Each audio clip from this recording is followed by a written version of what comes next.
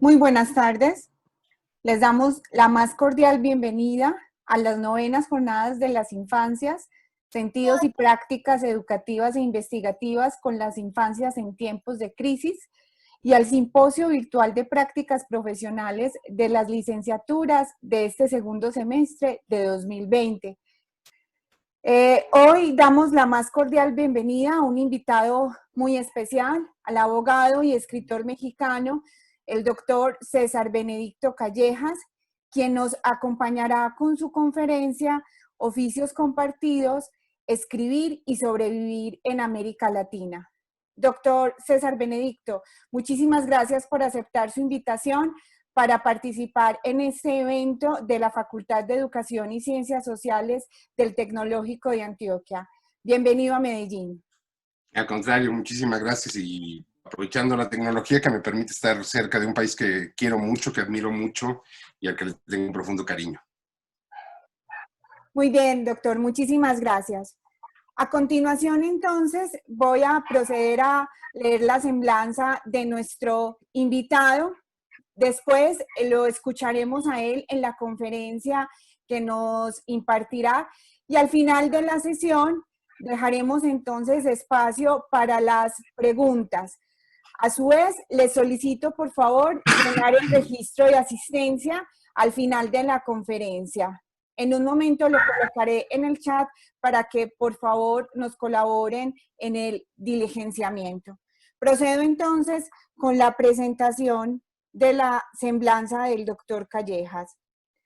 César Benedicto Callejas, licenciado en Derecho por la Universidad Iberoamericana, doctor en Derecho por la Universidad Nacional Autónoma de México, título de especialista en argumentación jurídica por la Universidad de Alicante, España. Es miembro del Taller de Creación Literaria de la Capilla Alfonsina del Instituto Nacional de Bellas Artes. Ha desarrollado cargos de asesoría y consultoría en el Gobierno Federal, la Facultad de Derecho y la Oficina del Abogado General de la UNAM, el Instituto Nacional del Derecho de Autor. Es además académico en diversas instituciones nacionales y extranjeras por más de 20 años. Por favor, me colaboran con el micrófono. Profesora Gloria, ¿me podría apoyar, por favor?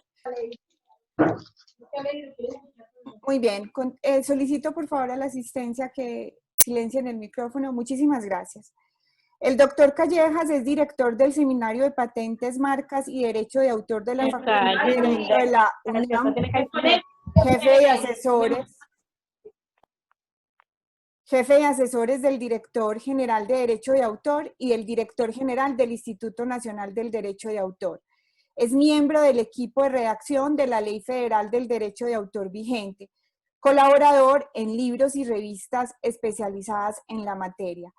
Es autor de los siguientes libros: Argumentación jurídica en la formación y aplicación del Talmud, 7 ensayos de interpretación sobre la utopía latinoamericana, Cisterna de Sol y Los minutos de Ulises.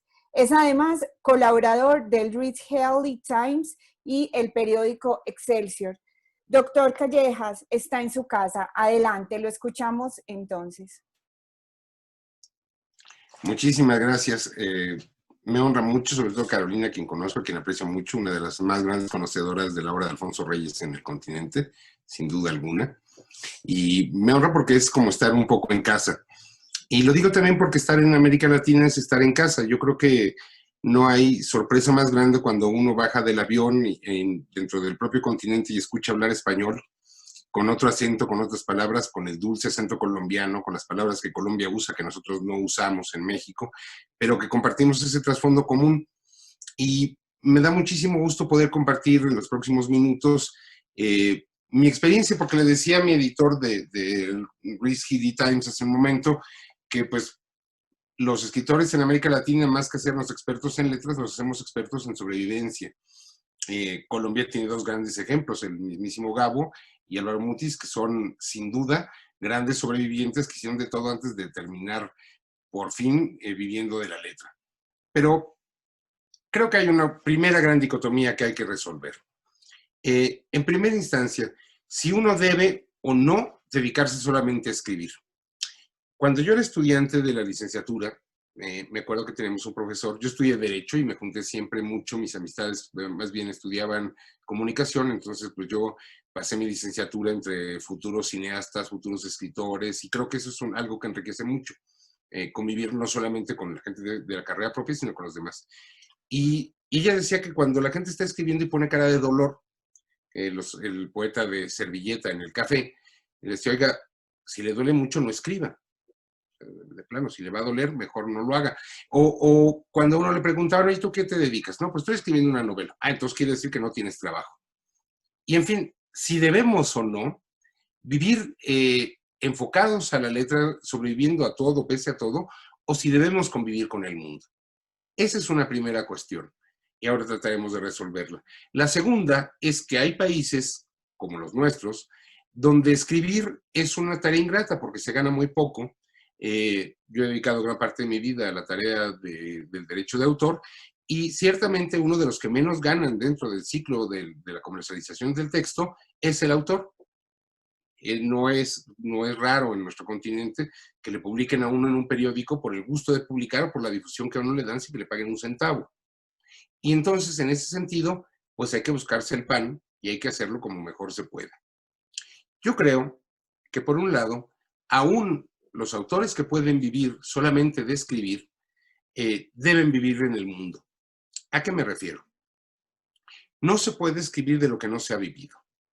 Y creo, como decía Goethe, que no se puede confiar en alguien que un día llega, se sienta y dice, voy a escribir un libro. Los libros son un depósito de cosas que nos van sucediendo, de situaciones que vamos viviendo, que se van acumulando, que de repente tienen que salir en letras y que uno publica cuando está cansado de ellas. Las novelas, por ejemplo, no sabe uno nunca cuándo terminó de escribirlas. Más bien, el punto llega cuando está uno harto, cuando llegó el momento de que uno no soporta más la novela, y ese es el instante en que hay que decir, se tiene que ir a la imprenta para que nazca y que tenga vida propia. Y en ese sentido, convivir con el mundo le importa a uno mucho porque significa la posibilidad de conocer la vida, de conocer a los demás, de conocer los temas que interesan, porque el escritor escribe para sí, pero también para los demás. Y por otro lado, es una manera de subvencionar, de subsistir dentro del mundo de la literatura. Vamos a ver. No han sido solamente los escritores anónimos o los miles de escritores que vamos pasando la vida esperando que nos toque la varita de la buena fortuna, sino incluso los grandes escritores los que han tenido que sobrevivir con oficios de lo más disparatados. Y di el primer ejemplo, Kafka. Franz Kafka se pasa la mayor parte de su vida en una oficina terriblemente fea, un cuchitril horrible en Praga, en una agencia de seguros. Evidentemente es alguien a quien le repugnaba su trabajo. Él estudió Derecho y algún pariente le ofrece el cargo en la empresa de seguros y él sobrevive de eso. Y al mismo tiempo va escribiendo, él no publica, él va escribiendo su obra basado en las contradicciones que encuentra dentro de los procesos que está viviendo. O sea, la persona que no le quieren pagar el seguro de vida porque había una letrita pequeña, el comercio que ya quebró y que no puede pagar la cuota, pero sin embargo hay que pagarle el seguro, todo ese tipo de cosas y esas marañas de vida que lo va llenando de las contradicciones que al final se van a reflejar en su obra. Otro grande, checo también, le llamamos la H entre las Ks, Bohumil Hrabal, es Kafka, Hrabal, Kundera, la H entre las Ks, que fue un obrero dentro del régimen comunista, un obrero de la industria del acero. Él escribe muy poco mientras es obrero, pero va acumulando la experiencia no solamente del obrero, que ya es mucho decir, sino también del régimen y de la manera de explotación, digamos, de la burocracia comunista en su país. Al final, él tiene un accidente muy grave que lo saca de la fábrica, y de ahí él va a escribir uno de los libros más hermosos que se conocen de la literatura checa, Una soledad demasiado ruidosa, que es la experiencia en gran parte suya sobre el obrero que trabaja y que escribe y que ama los libros. Él trabaja en una compactadora de papel, el personaje, para el reciclaje, y se dedica a rescatar de todo el tiradero de papeles los libros que por su texto o por su belleza merecen, según su juicio, sobrevivir. Al final hubo un cambio en la administración, un comité burocrático del Partido Comunista se hace cargo de la fábrica y todo su universo se viene abajo. Cumplir cuotas, no le permiten retener libros, se vuelve una forma de histeria, una soledad demasiado ruidosa, y él termina metiéndose en la propia prensa y convirtiéndose en el material del reciclaje. Es una novela muy dolorosa, pero al mismo tiempo muy hermosa, que no podría haber existido sin la experiencia del autor. Pienso, por ejemplo, en los autores que han dedicado su vida solamente a la literatura. Y a veces me cae en ese punto la presencia de Jorge Luis Borges, un poeta sumamente intelectual, al que en cierta manera le hubiera gustado vivir un poco más. Sin embargo, no desdecimos desde luego de su literatura, ni Dios lo mande, papá Borges. Pero sí creo que este intercambio con la vida ayuda mucho. Vamos por otra parte, por ejemplo, Dashiell Hammett, uno de los escritores de novela policíaca más celebrados, si no han frecuentado la novela policíaca, creo que no hay mejor escuela. Eso, y sobre todo, aunque sea como escuela de baja estofa para muchos, las buenas telenovelas, que en su país y en el mío se hacen muy buenas, ayudan a pensar cómo resolver nudos narrativos. Yo no quiero decir que haya alta cultura y baja cultura, sino yo creo que hay cosas bien hechas y mal hechas. Y en eso la telenovela tiene una ventaja enorme. Uno tiene 40 minutos para resolver un nudo narrativo, y hacer diálogos y hacer situaciones. Y entonces eso despierta la agilidad del escritor. El escritor, además de inspiración, es pura transpiración y ejercicio de estilo. Hammett, como decía, en realidad era detective. Él tenía una agencia de estas personas que siguen gente infiel y pequeños robos de empresas. Y la verdad es que como detective nunca tuvo un gran caso que seguir, ni un gran caso que resolver, pero sí le fue llenando el tintero de imaginación. Él imaginaba las cosas que podría haber llevado en su alforja, en los casos que le llegaban, y que al final del día los convertía en novelas, magnificándolos y construyendo lo que le llamamos la mentira literaria. El arte de mentir con arte, digamos, que es la literatura, se construye a partir de la comprensión de la verdad que existe en el mundo que nos rodea. Otro caso que me parece magnífico es el de Antoine de Saint-Exupéry, el autor del Principito, que su mejor libro, curiosamente, no es ni el más conocido ni el más vendido, y además es un libro que le tengo mucho cariño porque me lo regaló mi hijo. Fue el primer libro que me regaló mi hijo, entonces le tengo con mucho cariño. Se llama Tierra de Hombres y narra la historia del correo aéreo francés, cómo él se pierde en el desierto, las complicaciones de cruzar el océano, y toda esta novela enorme, creciente, fuerte, que le va dando identidad a un escritor que lo suyo es el avión. Se pierde, de hecho, no sabemos dónde queda su avión cuando él se pierde en un accidente, y constituye toda una mítica, toda una mitología en torno a sus temas. Por ejemplo, James Joyce, que vivió de dar clases de inglés en Francia, y que le permitió al mismo tiempo conocer a gran parte de los escritores de su tiempo, a los escritores de esta generación perdida que crecieron al amparo de Gertrude Stein, de la Shakespeare and Company Library, que no es ahora la bookstore, que no es la que ahora existe, que bueno, eso se reconstruye, pero, por ejemplo, le permite a Italo Svevo tener también un empleo paralelo a la literatura. Y entonces, el punto es, ¿qué hacer y cómo hacer? Creo que el primer instante es estar conscientes que vivimos en el continente que, sin duda, ha sido descrito con mayor tino en la historia de nuestra lengua por García Márquez. Este es el continente del realismo mágico, y yo creo que como pintan las cosas en nuestros gobiernos, del neoliberalismo mágico, que presenta cosas que no tienen razón o que no pueden entenderse en otros grupos. Por ejemplo, el hecho de que un escritor tenga que depender más de becas, de premios y de concursos que de su propia venta, porque la gente no compra. Siendo que hemos aumentado, sobre todo, y eso hay que reconocerlo, Colombia y México han aumentado su caudal de lectores enormemente. Pienso, por ejemplo, si algún día tienen la oportunidad de ir a Madrid y se dan una vuelta por no sé, cualquier librería, la Central o la Casa del Libro, y tienen la fortuna de que algún escritor está por ahí, a mí me recuerda mucho al trato que le damos a nuestros actores de televisión, de telenovela.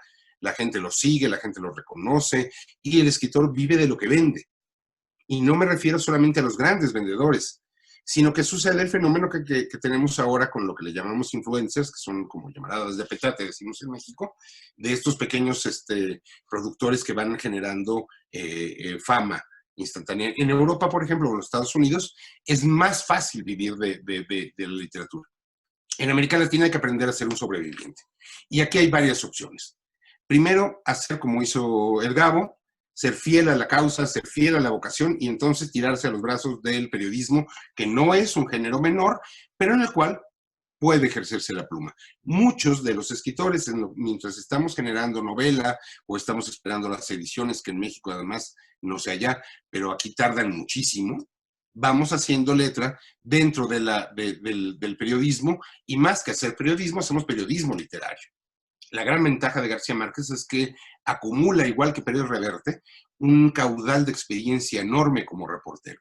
Este es otro caso, Arturo Pérez Reverte, y aquí sí hay, como decía mi abuela, y creo que es un dicho que también se dice mucho por allá, si gustos no hubiera, el amarillo no se vendiera. Y bueno, de gustos, yo soy un fanático de Pérez Reverte, pero Pérez Reverte la mayor parte de su vida fue reportero de guerra.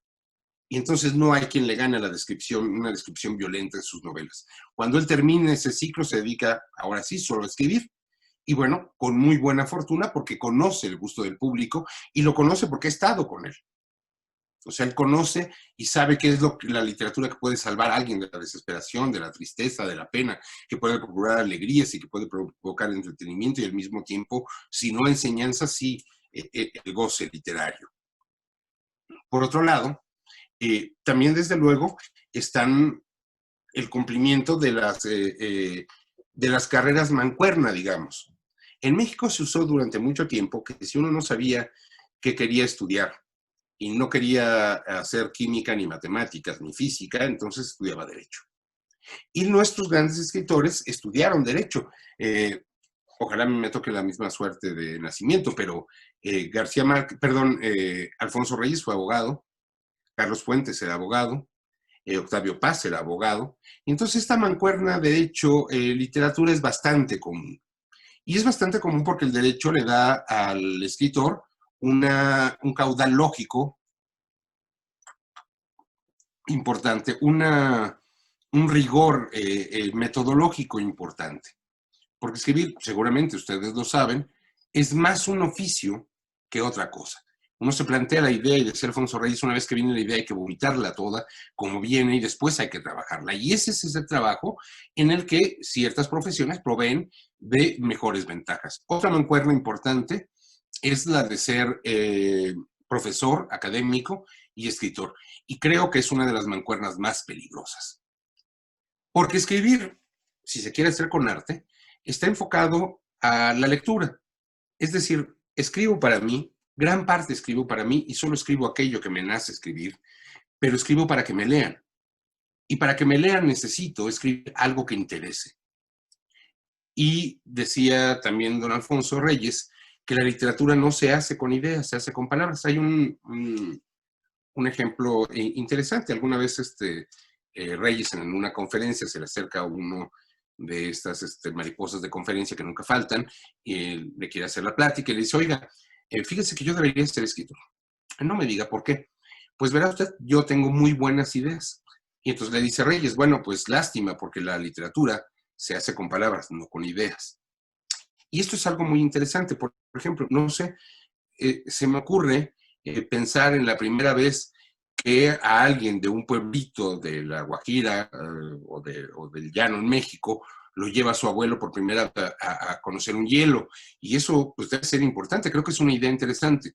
De eso a decir que muchos años después el coronel Aureliano Buendía recordaría la tarde lejana en que su padre lo llevó a conocer el hielo, hay un mar de diferencia, porque la literatura son palabras. Y en ese sentido, bueno, nos enriquecemos con palabras, pero el académico tiende a generar textos académicos. Y un paper o un trabajo de corte académico no necesariamente se convierte en literatura. El escritor debe tener dos fronteras bien claras. el brinco hacia la academia y el salto a la militancia. Una cosa es escribir papeles académicos y otra cosa es escribir panfletos políticos, y en medio, en una tersura y en una delicadeza muy fina, está la literatura. Ahí es donde el escritor se desarrolla y ahí es donde el escritor camina. Y a todo esto, también está la mancuerna de la milicia, del ejército y la literatura. No por hablar mal de nuestros ejércitos, pero sí distan mucho en cultura de los ejércitos decimonónicos de este continente, que agrupaban una masa cultural importante. Médicos, escritores, que los hay mucho, y creo que es un ejemplo similar al del derecho. Sin embargo, la otra es vivir la regla de la sobrevivencia. Escritores taxistas, carteros escritores, Orwell, que fue policía y que fue escritor. Orwell además es una maravilla, no solamente por lo que escribe. Orwell era un personaje en sí mismo. Orwell hizo... ¿Perdón? Perdón. Decía, Orwell hizo de todo. Orwell manejó un taxi, Orwell fue policía.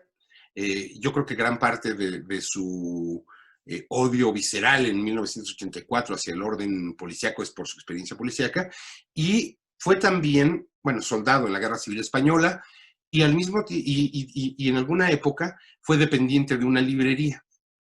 Y escribió un libro que se llama Una tacita de té, en el cual cuenta sus experiencias sobre como vendedor de librería. Y tiene cosas fantásticas. Por ejemplo, alguien que llegue y le pregunta que si tiene algún libro para un sobrino que se quedó inválido en una silla de ruedas.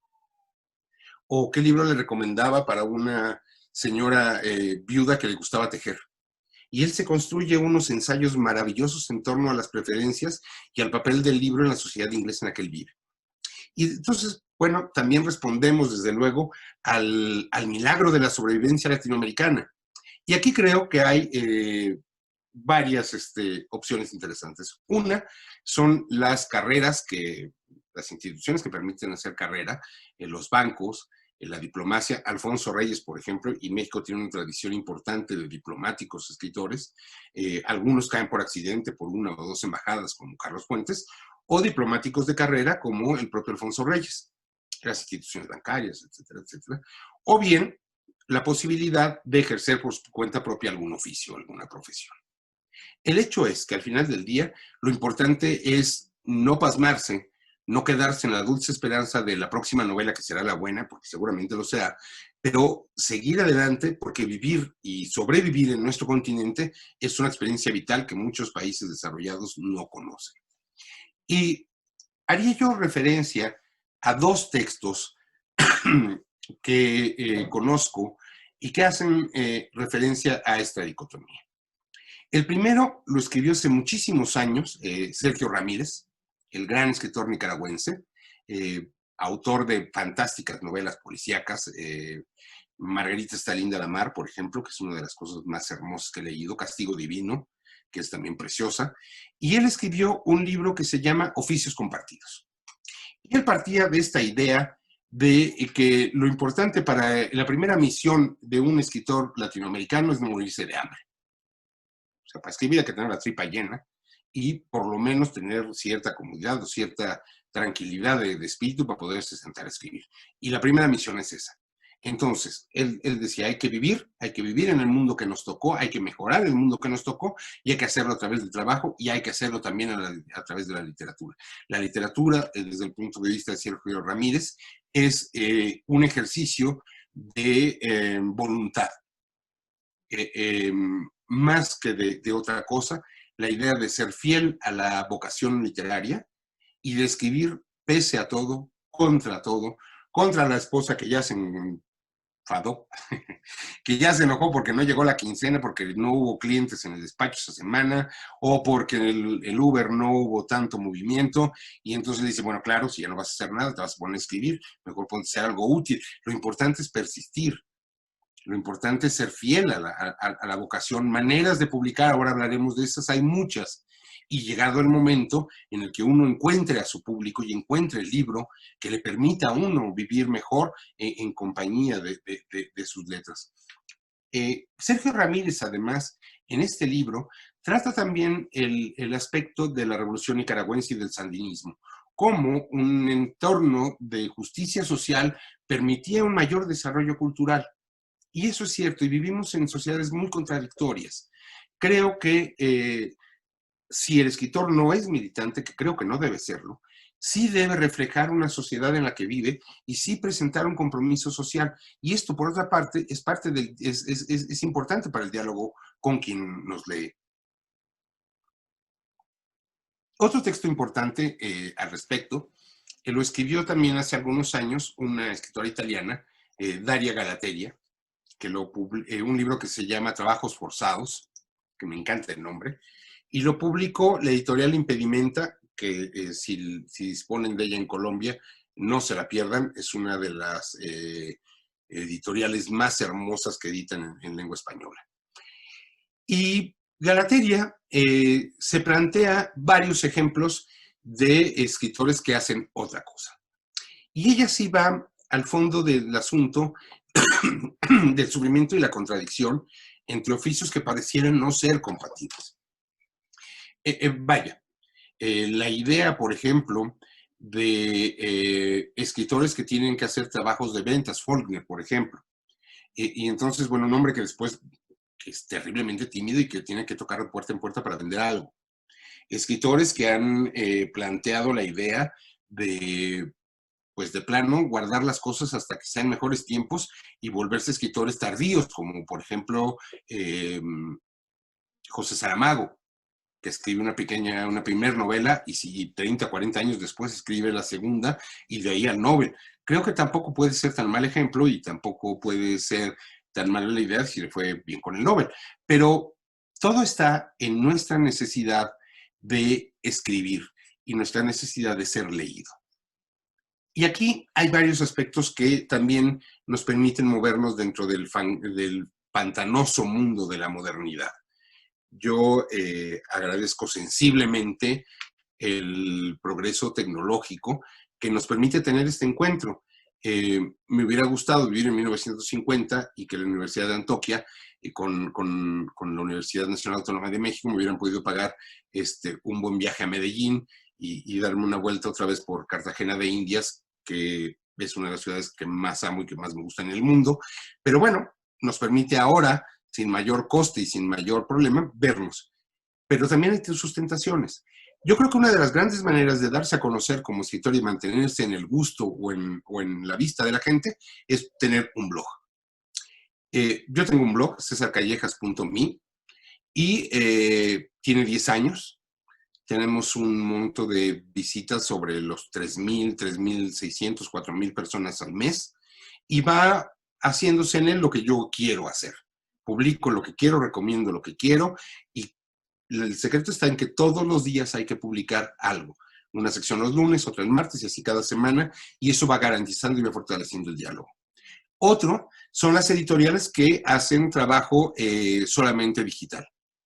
Y no quisiera entrar porque nos comería toda la hora o los minutos que nos quedan para hablar si el libro de papel o el libro digital, pero esa es una opción. Y la última, o la siguiente diría yo, es la posibilidad de la autopublicación, que creo que es un camino muy resbaloso y muy peligroso. Y diré por qué. Verán, la industria editorial creció con la cultura occidental. O sea, la primera persona que tiene un registro de derechos de autor es William Shakespeare, porque le robaban tanto las obras que la reina Ana emite el primer edicto sobre los derechos de autor, que es conocido como el edicto de la reina Ana. A Cervantes le piratean la obra, Avellaneda escribe su propio Quijote, y entonces Cervantes, muy enojado porque no puede hacer nada, se desquita escribiendo la segunda parte, se burla de Avellaneda y además lo mata en una playa en Barcelona.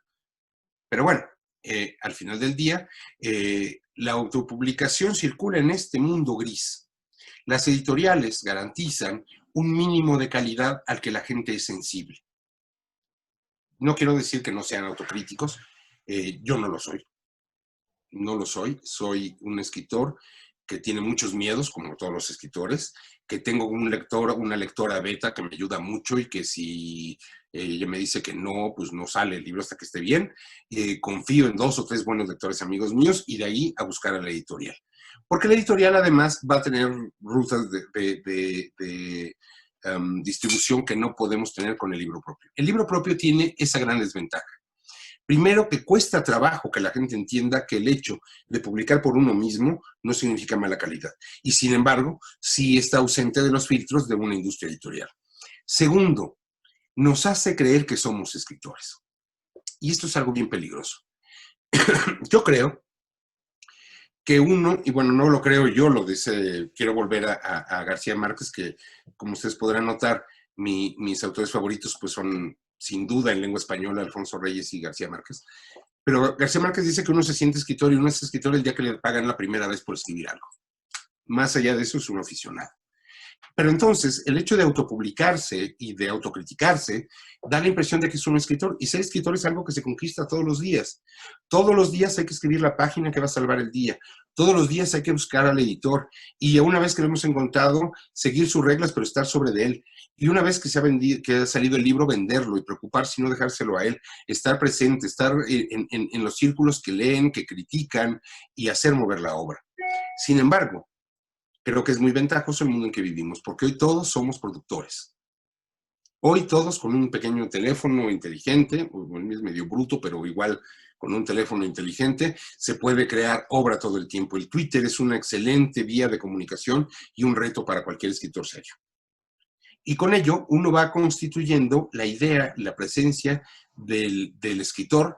En el momento en que los libros de verdad salen a la venta, pues uno ya tiene cierto background, cierto antecedente sobre el cual ir construyendo la venta y la presencia. Creo también que desde ese punto de vista, los medios digitales permiten un diálogo que antes no tenían los escritores. En mi blog, por ejemplo, he tenido la fortuna de recomendar libros de Arturo Pérez Reverte, hacer el tweet y recibir una respuesta de don Arturo.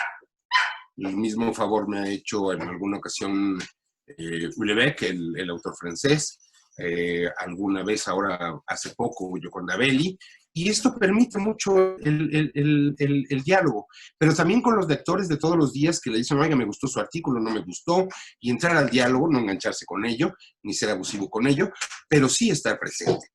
Y de esta manera creo que el arte de sobrevivir como escritor en América Latina está ganando mucho en profesionalismo y está perdiendo mucho en folclore. Al principio, muy al principio, yo empecé a publicar, bueno, además de, ya saben, los periódicos escolares y todo eso, yo empecé a publicar hace los 18 años, casi siempre en periódicos. Mi primer libro tuvo que esperar hasta que tuve 29 años. Pero esta idea de la satisfacción de ver mi nombre por primera vez impreso en un papel, que no era la boleta de calificaciones, es algo que yo no puedo olvidar. Y es algo que justificó o sigue justificando mi tarea de toda la vida. Yo creo que eso es a lo que hay que apostarle, a esa sensación de comunicación, de diálogo, de vocación, que nos permita ir tirando, ir construyendo y al mismo tiempo beneficiándonos de la cultura y llevándola a los demás.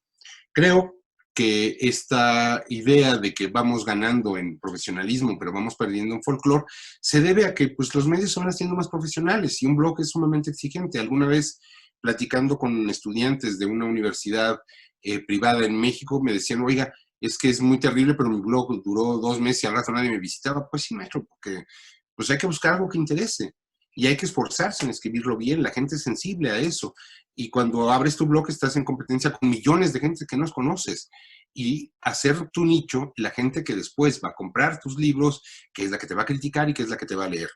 Al mismo tiempo, otra de las opciones para quienes escribimos es proporcionar cursos ahora que se puede hacer en línea y que la gente dio un salto cuántico de mucha distancia, de mucho tiempo respecto de los cursos. No hace falta convocar a una plataforma de grandes cursos, ni mucho menos. Es decir, construida la fama del blog, yo mismo ahora estoy ofreciendo un curso en mi blog sobre utopías, distopias y ucronías.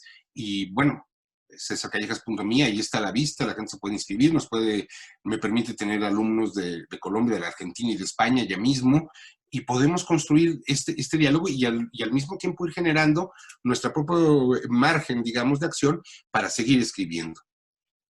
quisiera ya ir terminando para que tengamos tiempo de algunas preguntas en los minutos que me queda, sí centrar la conferencia en, digamos, los puntos en los que radica la posibilidad de sobrevivir como escritor en América Latina. O sea, cuáles son los oficios, qué es lo que he experimentado a lo largo de mi vida, de mi experiencia en ese respecto. Primero, es falso que en América Latina la gente no lee. Tenemos un continente de mucha pobreza y de mucha desigualdad, pero la gente que lee, lee mucho. Y somos gente que compra libros. La cuestión es acercarles la oferta. Entonces, ¿es posible vivir de escribir? Sí, sí se puede. ¿Cuesta mucho trabajo? Sí, sí cuesta mucho trabajo, pero es posible. Segundo, ser fiel a la vocación. Y esto yo creo es lo más difícil que hay en un país o en un continente donde el leer es pertenecer a la tribu de los raros y escribir es pertenecer a la de los todavía más raros. Ustedes, como, bueno, en México hace mucho más tiempo, pero la sociedad colombiana que ha vivido dictaduras como la Argentina o como Chile o como Ecuador, están acostumbrados o han conocido la experiencia de la violencia contra los intelectuales. Las dictaduras le tienen pavor a los intelectuales. Y entonces, siempre escribir es un poco arriesgarse a ser el que opina, el que no se calla, el que dice. Y es eso lo importante. Siguiente, hay que vivir en el mundo. El escritor que no vive en el mundo construye literatura que nadie lee, que a nadie le interesa, porque no toca las fibras del corazón ni de la conciencia de la gente. Para eso existe otra profesión que se llama vida académica, y entonces sí, puede uno escribir con toda la frialdad posible algún texto interesantísimo, imperdible, sobre la evangelización jesuítica en el centro de China en el siglo XVIII, y seguramente ser muy feliz con eso, no lo dudo. Pero hacer literatura es otra cosa. Hacer literatura es tocar gente. Yo por eso soy fanático de la literatura de Yoconda Belli, por ejemplo, que es una literatura que toca y que pega, y de alguien que fue guerrillera y que está en eso. Pero nosotros, si no podemos, si no queremos, y si no nos da la gana ser guerrilleros, sí podemos ser buenos estudiantes, ser abogados, manejar el Uber, en fin, no rendirse, eso es lo importante. Y por último, buscar la edición, buscar el editor correcto, por pequeño o grande que sea, y encontrar el libro que queremos que se lea y que se conozca. Y para esto no hay más que estar entre nuestros pares. La fortuna, y más en un mundo de conexiones como nuestro, la fortuna del escritor solitario es muy difícil. Hay que estar con nuestros amigos que escriben y publican. Hay que estar con los editores, hay que estar con los críticos, ir a los momentos literarios que se pueda, estar en el movimiento. Yo creo que eso también puede ayudarse mucho a través de las vías electrónicas, pero en México, seguramente allá también, decimos que santo que no es visto no es adorado. Y entonces, bueno, esperar a que mi libro, que he escrito con tanto trabajo, le dé el golpe y me haga hiperfamoso sin que nadie me conozca, es muy difícil. Y además se aprende más en la convivencia de nuestros iguales que en la contemplación de nuestros superiores. Creo que estas serían mis experiencias, mis recomendaciones. Digo, bueno, pues yo que, bueno, en México es habitual que en cierta clase social los niños hagan ciertos trabajos, no para ganarse el pan. Afortunadamente no pertenecía a alguien donde faltara la comida en casa, pero sí era importante el valor del trabajo. Entonces, bueno, de niño atendí una papelería. Y yo creo que de ahí empezó mi problema con la lectura, porque me leía las monografías, que son los papelitos que venden en México, que traen datos informativos sobre algunos temas, unas tarjetitas de biografías de gente importante. Entonces me las leía todas y en eso transcurría mi tardecita después de la escuela. He sido profesor, he sido abogado, he sido consultor. Por una breve temporada bastante desafortunada fui restaurantero y hacemos en ese sentido lo que se puede y lo que se debe. O sea, tratamos de traer el pan a la casa y al mismo tiempo tratamos de llevarle la literatura a los ojos de quien quiera leerla y de nuestras propias familias. Muchísimas gracias. Me ha dado mucho gusto poder expresar estas ideas que espero que sean fuente de un diálogo que ahora tendremos y que me dará mucho gusto. Y el aplauso, que es lo que no se siente en estas cosas, pero bueno. Pues sí, yo pensaría que le pediría a los asistentes un aplauso. Acá desde Medellín te felicitamos Doctor César, muchísimas gracias por tus palabras. Acá están también replicando. Sí, un aplauso, por favor, que se escuche. Excelente. Maravilloso. Gracias, doña Mónica. Muchísimas gracias. Entonces, ahorita daríamos pie a las preguntas, a los comentarios de las personas que en este momento nos acompañan. Tenemos aproximadamente 91 participantes, muy buena asistencia. Tu conferencia generó mucha expectativa y veo que así lo ha manifestado el público. Entonces, queridos profesores, profesoras, estudiantes, personas de los centros de práctica que nos acompañan, si nos quieren manifestar algún tipo de comentario, inquietud, tienen la palabra, por favor, para poder conversar con nuestro especial invitado. Gracias. Hola, yo tengo una pregunta. Gracias, doña Juliana, dígame. Bueno, hola, mi nombre es Juliana, yo soy docente de idiomas en un colegio, enseño a niños pequeños y me gusta mucho la lectura y la escritura, pero ¿qué me recomienda o qué opina usted sobre cuál es la mejor vía para alimentar en los niños ese gusto por la lectura y la escritura fuera de lo académico? Claro que sí. Mire, yo ahí le plantearía lo que a mí me ha funcionado. Creo que no hay, los promotores de lectura coincidimos en, bueno, Blocher es un promotor de cultura, de lectura, pero coincidimos en que no hay recetas, depende mucho del tipo de niño y del contexto en el que vive. Yo tengo dos hijos, una chica maravillosa de 16 años, un niño fantástico de 13, y son muy buenos lectores, son lectores diferentes. Mi hija lee como máquina novela gráfica. Mi hijo lee cosas mucho más de más fuste, digamos, en literatura, y lee menos, con menos frecuencia, pero es un lector muy acucioso. ¿Qué hice yo? Sus primeros juguetes fueron mis libros. Evidentemente las ediciones que yo no quería que rayaran o que les echaran mucho encima, las puse hasta arriba del librero. Pero los libros de todos los días se hacían castillos con los libros, caminaron sobre los libros, los rayaron, los besaron, todo. Entonces, primer punto yo creo que sería que el niño le pierda el miedo al objeto libro, que entienda cierta satisfacción de poseer y de tocar el libro. Segundo, buscarle las historias. Ahora hay mucha, muy buena literatura. Antonio Ramos Revillas de México hace excelente literatura para niños. Las historias que les tocan el mundo real. O sea, no tenerle miedo al mundo real. Hay cosas que no son muy gratas en nuestro mundo. Uno de los mejores libros que haya leído para niños, La señora más mala del mundo, por ejemplo. Y que no venderles fantasía, yo creo que eso es más de adolescentes, sino el mundo bonito, el mundo de la lectura, del mundo que lo rodea. Si el niño logra conectar que lo que está leyendo representa el mundo que está fuera de la ventana y al mismo tiempo le pierde el miedo al objeto, con eso creo que es suficiente. Y desde luego, lo ideal es que los padres lean, que los niños vean a sus maestros y a sus papás leer, que creo que es el mejor ejemplo. Yo creo que esto sería como lo más, la porción que podría darle, doña Juliana. Muchas gracias.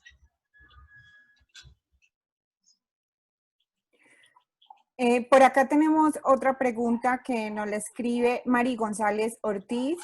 Nos dice, doctor Callejas, ¿cómo crees que está el panorama editorial para tantos autores como hay o para los que quieren publicar?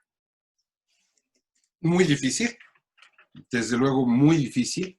Se están publicando menos libros porque la pandemia golpeó al sector cultural en México, en Colombia y en todo el mundo de una manera terrible, pero ahí se están organizando los editores. Creo que la convivencia o la colaboración entre autores, editores y lectores está funcionando, por lo menos en México, y estamos tratando de salvar esa industria y de salvar la literatura.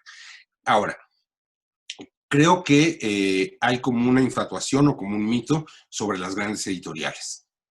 Es decir, todos quisiéramos estar en Penguin, todos quisiéramos estar en Random, en Sexbarral, en Planeta, pero hay seguramente en Colombia como en México cientos de magníficas editoriales pequeñas o independientes, y creo que para abrirse camino es bastante bueno. Entonces creo que ahí sí trabajar con la industria editorial que está obteniendo un refresco, digamos, con el texto digital, es una buena manera de hacer camino. ¿Qué preveo? Que una de las cosas que se demostraron durante la pandemia es que la cultura nos salva la vida y nos hizo que no nos volviéramos locos todos. Creo que hay una revaloración de la vida cultural que tuvo un impulso en estos tiempos, haciendo una sociedad un poco más crítica, un poco más consciente, y con ello podríamos, creo que, esperar, si no el mejor de los mundos, si un mundo donde se siga leyendo y donde se siga buscando esta colaboración entre pequeñas editoriales independientes y escritores. Muchísimas gracias, querido doctor César. Por acá, Jonathan Carvajal nos pregunta que si Gabo es uno de tus escritores favoritos y que si conoces a José María Vargas Vila y su influencia en la literatura colombiana. Sí, claro, Vargas Vila sí que lo conozco, por supuesto. Sí, a mí Vargas Llosa, perdón, al Gabo lo empecé a leer a los 18 años y me acuerdo clarito que el primer libro que leí de él fue Ojos de Perro Azul, que me pudo volver loco, y cada 2 años me vuelvo a leer Los 100 años de soledad. O sea, es como mi mantra, digamos. Y de Vargas Vila, desde luego. Creo que en esa mancuerna hay una importancia grande, y creo que es el carácter de la literatura colombiana, que también lo encuentro en Juan Gabriel Vázquez.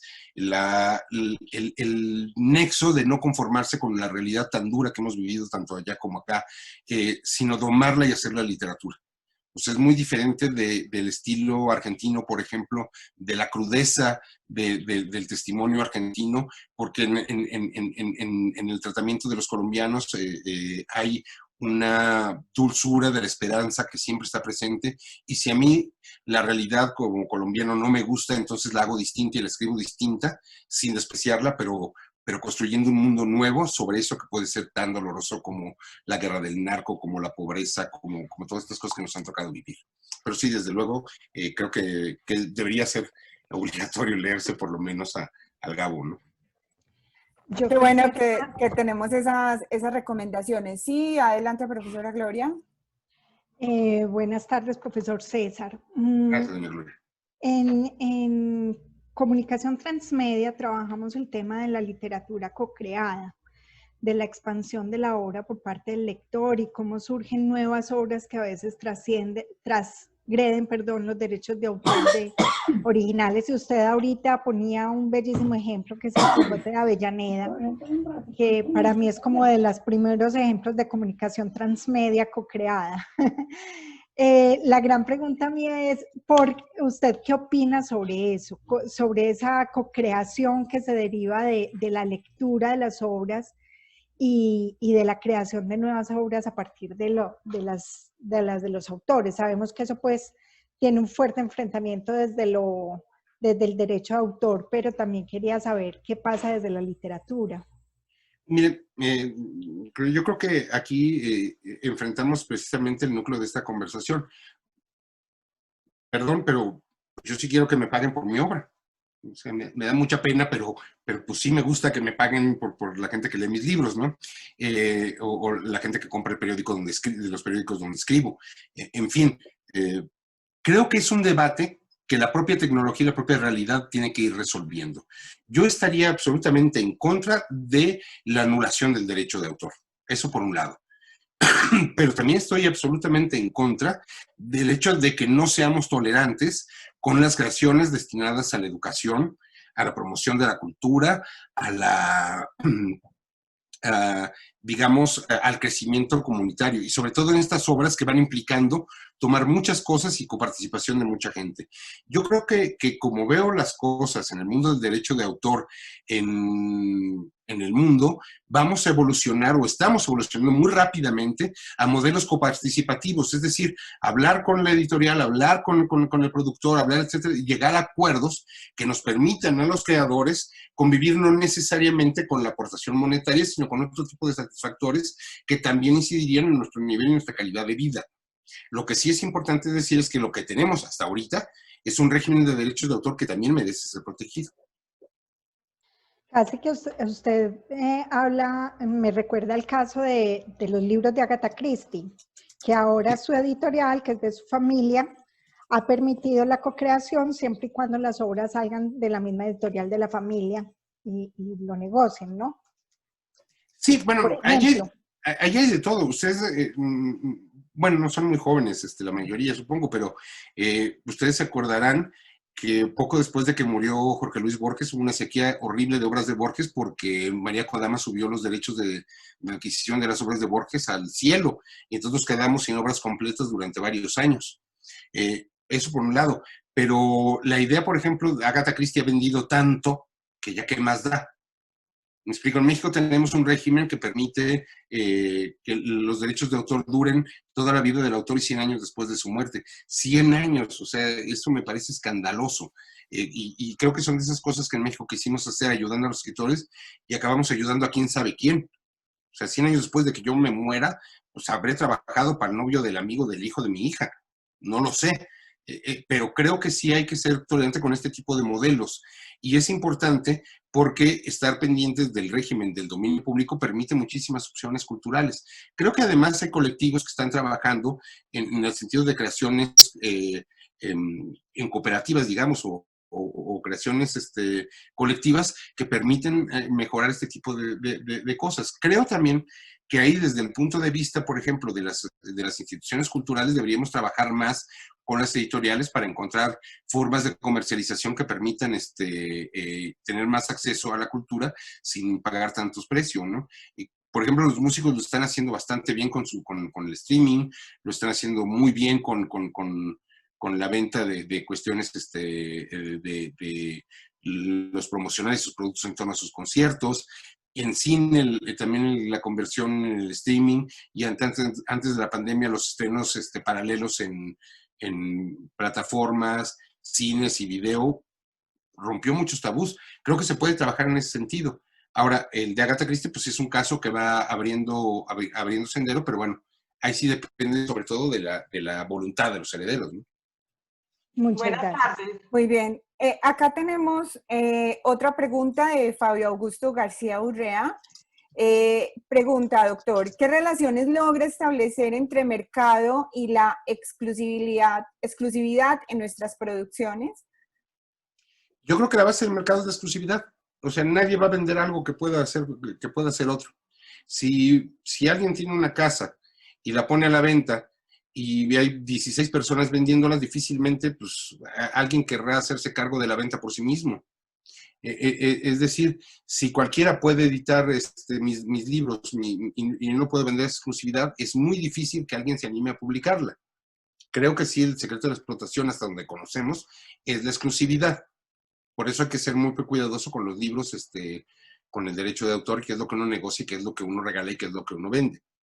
Ahora, eso no quiere decir que no haya actos promocionales en torno a los derechos que no necesariamente dependen de la exclusividad. En un blog la mayor parte de las cosas se regalan. O sea, yo tengo, por ejemplo, una sección que se llama El libro nuestro de cada martes, y todos los martes recomiendo un libro que he leído, ponemos la portada del libro, hacemos un comentario y un video de YouTube y un artículo paralelo de crítica. O sea, jamás he tenido un problema de derechos de autor porque la gente agradece que se le promuevan sus textos. No saco mayor explotación de ello, ni mucho menos, pero bueno, es una manera de movilizarse. En fin, creo que ahí hay muchas cosas que hacer y muchas cosas en torno a las cuales trabajar. Muy bien. Por acá, Viviana Marcela Castaño Hernández pregunta, en términos de la escritura académica, ha escuchado que no hay construcción intelectual propia, que cuesta y que terminamos realizando un ensamble de ideas de otros y poca construcción propia. ¿Qué opina al respecto? Mire, yo creo que ese es un problema, sobre todo de nuestras universidades en América Latina, porque nos ha costado mucho trabajo en América Latina generar una universidad crítica porque le tenemos mucho miedo a la situación política que hemos vivido durante décadas y que vivimos durante mucho tiempo. Cuando yo me fui a estudiar a España, bueno, mi sueño era irme siempre a estudiar a París y nada más me alcanzó para hacer un par de meses mi tesis doctoral allá, pero bueno, yo estudié en España.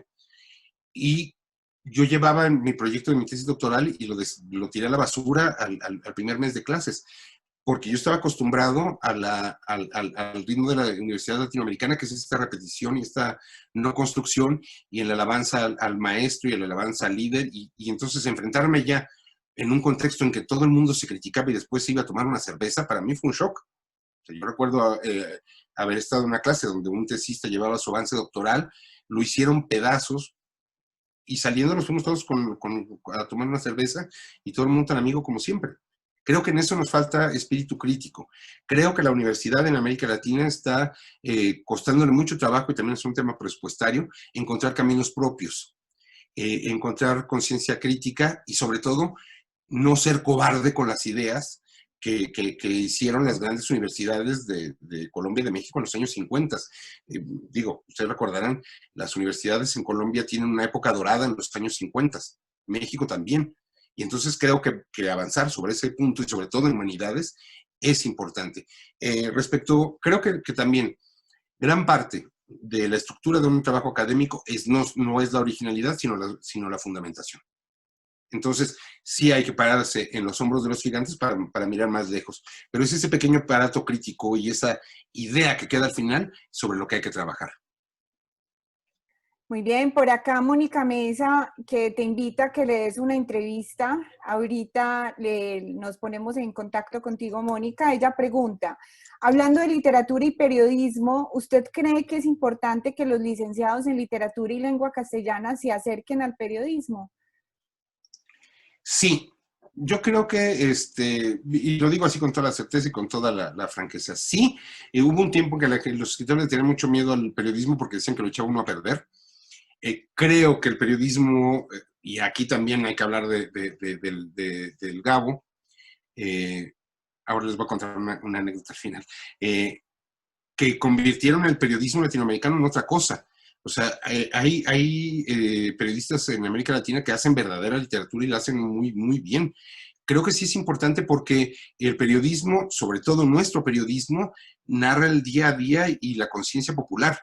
No pierde de vista los detalles pequeños que la historia va a echar a perder o que va a modificar. Pero creo sobre todo que las nuevas formas de expresión, el pulso del lenguaje, está en el buen periodismo. Pues creo que sí, desde ese punto de vista es muy importante fortalecer ese nexo que antes estaba como prohibido, que se veía muy mal, que ahora no, de ninguna manera. Creo que las puertas entre el periodismo y la literatura están mucho más abiertas y que se hace un periodismo literario de primera categoría en nuestros países. Perdón, les decía, lo que pasa es que yo tuve un despacho de abogados, el último despacho que tuve antes de que la pandemia, y vivía a tenía despacho a unas 4 casas de la casa de García Márquez. Y entonces, bueno, era muy fácil hacérsele el encontradizo, y dicho sea de paso, siempre fue un hombre muy generoso a la hora de firmar algún libro, de alguna foto o algo así. Y entonces, bueno, verlo pasar por la calle ya era una cosa maravillosa. Los últimos días, los últimos meses sí fueron ya muy penosos porque estaba muy acabado, pero en los años previos sí era una delicia ver a García Márquez disfrutar del barrio en el que estábamos. Muy bien, pues qué privilegio. Me supongo debe haber sido esa experiencia. Y aquí nos vamos entonces, doctor, con una última pregunta. Merly Hernández nos dice, ¿cómo cautivar a los niños y las niñas en la etapa inicial en la literatura? Lo habíamos comentado hace ratito, pero con gusto. Mira, yo creo que el primero es, los niños tienen que perderle el miedo al libro, al objeto. O sea, yo creo que a todos, yo tengo 50 años y a la gente, a mis contemporáneos, se recordarán que el primer consejo de los padres jesuitas en la escuela era: los libros no se rayan. Y el libro es sagrado. Y tenemos sí una idea, sobre todo bíblica, de que el libro es sagrado y el texto no se toca. Y yo creo que no. O sea, el libro sirve para tocarse, para babearse, para dormir con él. Mis hijos tuvieron libros de peluche y libros con los que se bañaban, unos libros de plástico que servían como el patito de hule. Que pierdan el miedo al objeto. Segundo, encontrar la literatura que los conecte con su realidad. Yo vengo de una generación en la que la lectura infantil eran libros expurgados de literatura común y corriente, es decir, mis ediciones de Los Tres Mosqueteros, que no eran literatura para niños, hasta que tardíamente, bueno, Julio Verne, por ejemplo, que yo me saltaba las explicaciones científicas para quedarme con las historias. Y ahora hay mucha literatura así, de esta, les recomiendo, por ejemplo, el libro de la señora más mala del mundo, por ejemplo. Hay literatura infantil muy, muy buena. Y por último, que los niños tienen que ver a los adultos leer. O sea, que vean que es satisfactorio y que se lee por gusto y que se siente rico, que no hay más recompensa que esa sensación sabrosa de haber terminado un libro. Yo creo que hay una de las escalas métricas poco conocidas es la del silencio del libro. Yo creo que la calidad del libro yo la mido en el silencio que me produce después de cerrar la última página. Hay libros que me merecen el minuto y hay unos que en 5 segundos ya estoy sobre del otro. Entonces, ese es el placer que los niños tienen que descubrir. Por supuesto, un placer que en la vida lo vamos fomentando cada vez más. Les solicito por favor a las personas asistentes que llenen su registro. Acá en el chat se ha indicado por favor el formulario para diligenciar. Esto es muy importante para nosotros, para dar cuenta a las personas que nos han acompañado. Pues, estimado doctor César, muchísimas gracias por tu participación, por tu generosidad, por haber compartido tu experiencia de lectura y de vida con este público antioqueño. La Facultad de Educación y Ciencias Sociales del Tecnológico de Antioquia y las licenciaturas en Educación, te damos muchísimas gracias por haber estado acá con nosotros. Esperemos que en un futuro cercano puedas venir acá a Medellín, es tu casa y sabes bien que los colombianos nos caracterizamos por atender muy bien y como dicen en México, nuestra casa es tu casa. Muchísimas gracias.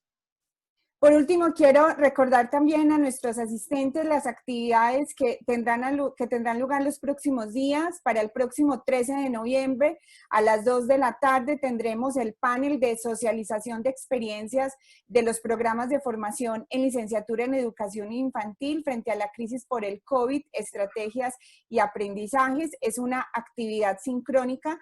El viernes 20 a las 10 de la mañana tendremos el conversatorio Sentidos y prácticas educativas e investigativas con las infancias en tiempos de crisis, y el viernes 20 tendremos también el conversatorio especial para estudiantes de últimos semestres, estudiantes que trabajan o desean trabajar y egresados de las licenciaturas, conversatorio titulado El tránsito de la vida universitaria a la vida laboral, retos e implicaciones. Muchísimas gracias, querido público, por habernos acompañado en esta actividad. Sí, adelante, doctor. Para no perder el contacto, para todos los que tengan alguna inquietud, que quisiéramos mantener la plática, está ahí disponible el blog, es cesarcallejas.me, y ahí podemos seguir platicando todo el tiempo. Ah, perfecto. Acá entonces Buenas tardes. lo vamos a colocar. Sí, adelante. Yo quedé con la pregunta mía ahí y no sé, pues no fue respondida. Me encantaría. Dígame. Adelante. Yo la mandé por el chat. ¿Cuál? Dice Mónica. Sí, es que hay varias preguntas en el chat aún sin responder, Carolina. ¿Cuál es, Sí. por ejemplo? Dígame. Hay una sobre la crónica y cuál es. Se habla, dice Adelante, Mónica. adelante, hazla tranquila. Sí. Bueno, entonces la pregunta mía básicamente no es como tanto pregunta, pero sí es como algo pues que me inquieta un poquito. Bueno, dice así: buenas tardes, soy docente de primera infancia con niños de la edad de 3 a 4 años. En realidad me encanta muchísimo la literatura, llama mucho mi atención y quisiera que me recomendaran unos cuentos para trabajar desde la virtualidad por este tiempo que estamos teniendo por la pandemia, que impacte mucho a los niños, niñas y familias. Por otro lado, comparto el libro de Principito, que también me encanta. Las aventuras de cada libro son fascinantes y disfruto de cada historia.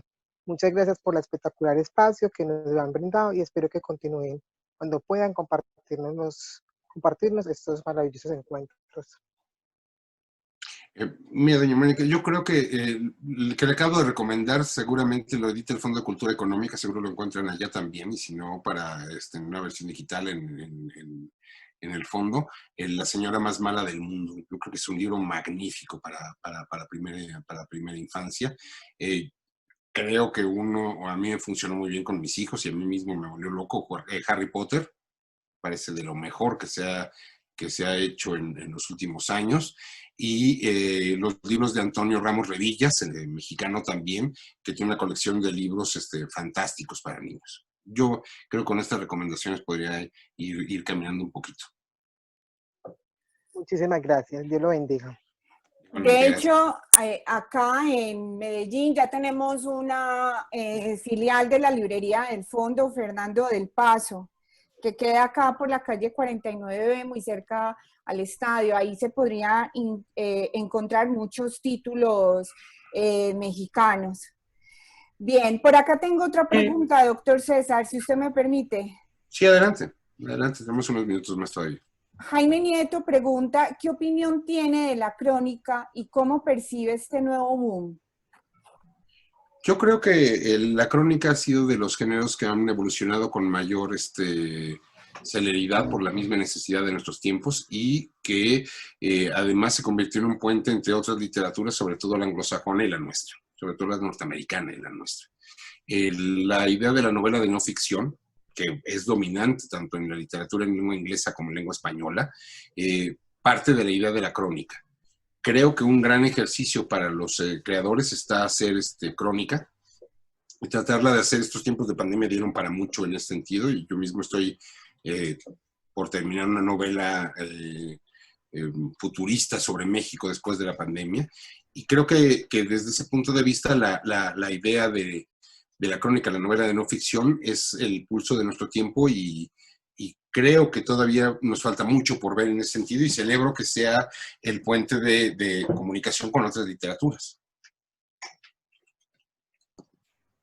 Muchas gracias. Creo que el profesor Juan quería hablar. Sí, muy buenas tardes. César, muchísimas gracias por tu conferencia. Buenas tardes. Mira, es para precisar algo. Lo que pasa es que es muy difícil uno, de pronto en estas conferencias, dar un listado de libros. Cuando piden un listado de libros para cierta edad o para determinado grupo, resulta como a veces complicado tal vez, pero yo quiero decirle a todos los estudiantes que las bibliotecas de Medellín, el sistema de bibliotecas de Medellín, la Biblioteca Pública Piloto, las bibliotecas de Confama y Confenalco tienen colecciones de libros digitales, tienen plataformas como Overdrive, por ejemplo, o Makemake, que son libros digitales y que uno puede cargar en el celular, en la tablet, en el computador. Y hay muchísima literatura infantil. Por ejemplo, en la colección de la plataforma Makemake está el libro La Peor Señora del Mundo, que César ha recomendado, de Francisco Hinojosa, y muchos otros de literatura infantil y juvenil. Entonces, yo los invito para que se acerquen a estas bibliotecas de la ciudad. Puede ser de manera virtual, telefónica o presencial, porque ya han abierto, y abran el préstamo y sobre todo pregunten por el préstamo de libros digitales, que les sirve muchísimo para sus prácticas y para su trabajo. Muchísimas gracias. Gracias, Juan. Bueno, de hecho, en el blog pueden encontrar los jueves, y hay varias entradas ya, pongo a disposición libros de dominio público. Y esto es algo que cuadra con lo que decíamos de derechos de autor. Me dedico a buscar libros importantes que estén en dominio público y los ofrecemos en PDF para quien quiera bajarlos, ¿no? Muchísimas gracias, profesor Juan Pablo, por las aclaraciones muy pertinentes. Y gracias, doctor César. Tengo una última pregunta, si me permite. Adelante. Nos pregunta Jonathan Carvajal, ¿qué opinión tiene de Fernando Soto Aparicio? No lo conozco. Muy bien. Listo. Bueno, acá de nuevo recordamos a nuestros asistentes que por favor diligencien el registro para poder dar evidencia de que esta actividad se realizó. Pues muchísimas gracias, doctor Callejas. De nuevo, entonces, un abrazo fraterno desde Medellín. Y pues bueno, acá tienes tu casa para cuando sea posible. Muchísimas gracias. Se toman un tiquito a mi salud. Claro que sí, con muchísimo gusto. Gracias. Muchas gracias. Damos entonces finalización a esta actividad. Muchísimas gracias por su asistencia. Que estén muy bien. Hasta luego. Hasta luego. Hasta luego.